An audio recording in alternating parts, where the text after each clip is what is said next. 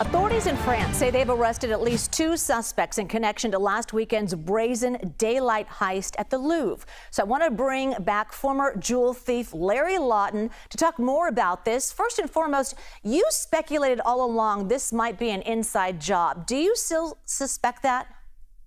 Oh, more so than ever. And here's why.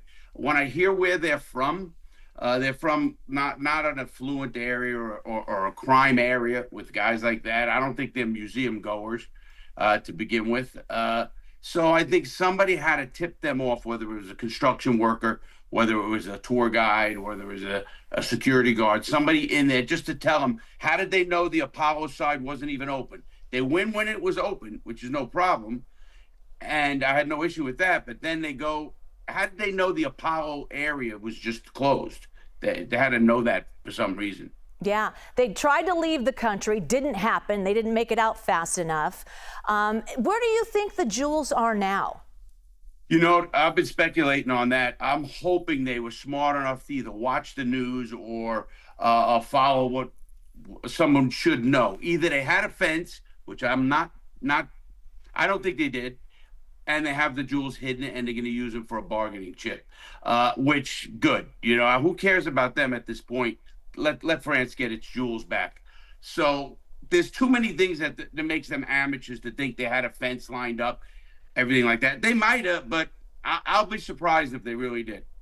Larry, I'm curious, with you being a convicted jewel thief, how did you eventually get caught? Do you start getting too brazen, a little sloppy in your work? Not saying you were, but I mean, no. these guys on a Sunday morning, the Louvre, and they dropped some jewels along the way, you know, they kind of got a little sloppy.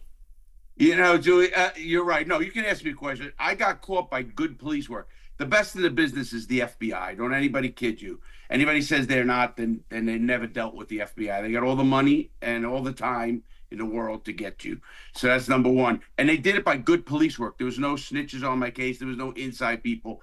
They did it. I didn't know this, that they were following my MO. So when I went into an area and hit a store with the MO I used, they would flood the area. They even confiscated all the cameras from all the 7-Elevens or Wawa stores, whatever was around that, within a certain mile radius to get more footage and place me in the area.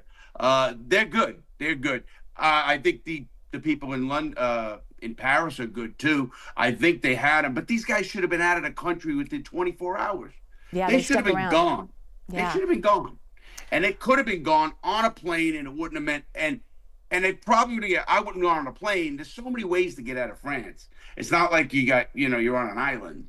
So they made the classic mistakes. It's almost like arsonists. They stay and hang around. Why would you be in the neighborhood you hang out in after that robbery? I mean, it made no sense. And that goes to either they were just hired by another guy or, group of guys. Hey, you want in on this? This is a good idea.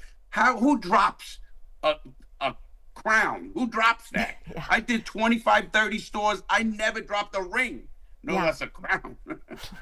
Larry, I always appreciate your insight. Larry Lawton, thank you so much. Good to see you.